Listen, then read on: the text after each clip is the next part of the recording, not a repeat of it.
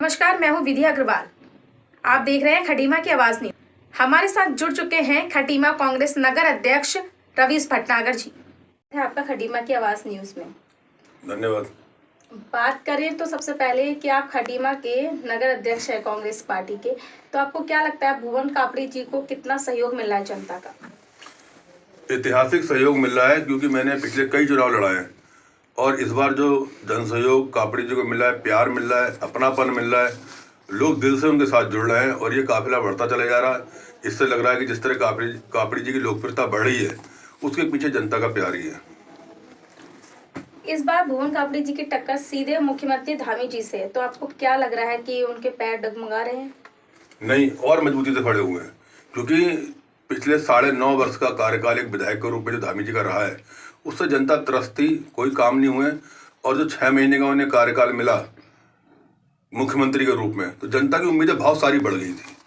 उन्हें लगा था कि बहुत बड़े बड़े काम होंगे, जनता के व्यक्तिगत कामों से लेकर और क्षेत्र के जितनी भी समस्याएं हैं उनका हल होगा, लेकिन कहीं ना कहीं वो भटक गए।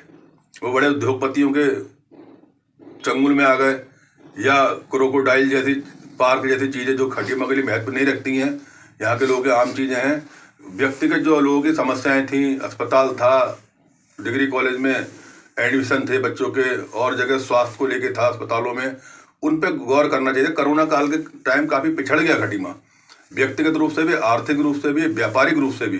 तो इनको व्यापारिक रूप से मजबूत करना चाहिए था लोगों को, आर्थिक रूप से मजबूत करना चाहिए था। कुछ रोजगार या शेड्यूल वगैरह में नौकरियों का वो सारे काम इन्हें करने चाहिए थे। स्वास्थ्य को लेकर उसमें कहीं पिछड़ गए, ये बड़े कामों को, बड़ी सपनों को लेकर जीने लगे, उससे इन्हें नुकसान हो, जनता में आक्रोश बढ़ा है। वही जनता का आक्रोश भुवन कापड़ी के लिए प्यार बनकर आ रहा है। मुख्यमंत्री पुष्कर सिंह धामी जी ने कांग्रेस के घोषणा पत्र को चुनावी पुलिंदा बताया, तो क्या कहेंगे आप इसके बारे में? उन्हें हर सच्ची चीज चुनावी पुलिंदा ही नजर आता है। बीजेपी का 2 मुही लोग हैं, उनका चुनावी घोषणा पत्र अलग होता है और काम करने का तरीका अलग होता है। वो आते हैं रामराज के नाम पे, गौ माता के नाम पे, और चुनाव के बाद जब सत्ता में आते हैं तो उल्टा होता है। आज वो गौ माता के नाम पे सरकार में आए थे, आज सड़कों पे देखो जानवरों का हाल, खेतों में जानवरों का हाल देखो, हर किसान खेत में जानवरों से परेशान है। तो उनका जो घोषणा पत्र में होता है उसका उल्टा काम करते हैं। कांग्रेस के जो घोषणा पत्र में होता है कांग्रेस वही काम करती है। जब सच्चाई सामने दिखती है तो ये घबरा जाते हैं और उसको ये चुनाव एजेंडा बताने लगते हैं। मुख्यमंत्री धामी जी का यहाँ बार बार दौरा लग रहा है, तो इससे क्या लगता है कि कांग्रेस के वोटों पर कितना असर पड़ रहा है?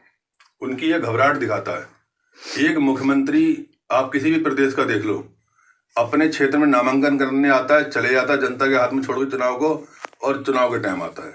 ये पहले मुख्यमंत्री हैं जो हर हफ्ते भाग के अपनी खटीमा में आ रहे हैं, पूरा प्रदेश छोड़ के खटीमा आ जा रहे हैं। क्योंकि जब इनको यहाँ से रिपोर्टें मिलती हैं कि ये बहुत पिछड़ रहे हैं, फिर खटीमा भागते हैं, मैनेज करने की कोशिश करते हैं, चले जाते हैं, फिर इनके लोगों की न्यूज आती है कि ये बहुत पिछड़ रहे हैं, फिर वापस आते हैं।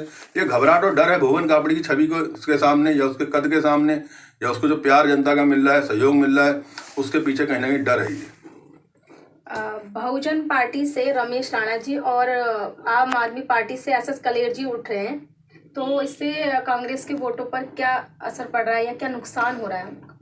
देखिए, पूरे उत्तराखंड में कांग्रेस और बीजेपी ही आमने सामने है। कभी थोड़ा बहुत असर था बहुजन समाज पार्टी का, लेकिन पिछले 5 वर्ष बहुजन समाज पार्टी की निष्क्रियता हो, उनकी प्रत्याशी की छवि हो, उसके क्रियाकलाप रहे हों, जनता में सब सामने आ चुके हैं।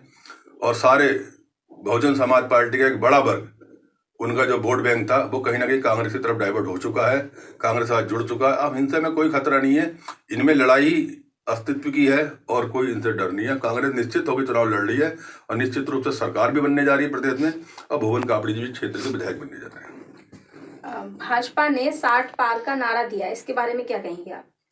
बिल्कुल सही दिया उन्होंने नारा। 60 सीटों तक उनकी कोई गिनती नहीं है, 60 के पार जो बची हुई 10 सीटें में उनमें उनकी लड़ाई है, और वो उसी 60 पार का नारा उन्हीं से ये मतलब सिद्ध होगा। वो 10 से नीचे सीटों में आएंगे, वो 60 पार की सीटें बची हुई सीटों पर रहेंगे। एक आखिरी सवाल है मेरा, भुवन कापड़ी जी का क्या लगता है, इस बार उनकी जीत पक्की है? निश्चित रूप से। आपको जब पक्की लग रही है तो समझ लो कि पूरे क्षेत्र की आवाज ही आपके पास आती है, तो हमें भी निश्चित रूप से लग रहा है वो जीतेंगे। आखिरी क्वेश्चन मैं दोबारा पूछना चाहूंगी कि जैसे बेरोजगारी हो रही है बहुत, युवा लोग इससे बहुत परेशान है, तो इसके बारे में आप क्या कहना चाहेंगे? आज़ादी के बाद इस वर्ष 70, 72, 75 साल में सबसे बड़ा बेरोजगारी का जो आंकड़ा है वो इस वर्ष आया है, और पिछले 7 साल तक केंद्र में इनकी सरकार है, 5 साल में इनकी प्रदेश में सरकार है। तो ये सब बहुत दुर्भाग्य चीज़ है कि बेरोजगारी बढ़ती जा रही है, नशा बढ़ता जा रहा है, बेरोजगारी बढ़ती जा रही है। आप ये देखिएगा, कांग्रेस की सरकार जब आएगी निश्चित रूप से रोजगार के रास्ते बनाएंगे, क्योंकि पंडित नरेंद्र तिवारी जी ने शेड्यूल बना के फैक्ट्री को जाल बिछाया था और यहाँ रोजगार दिया था।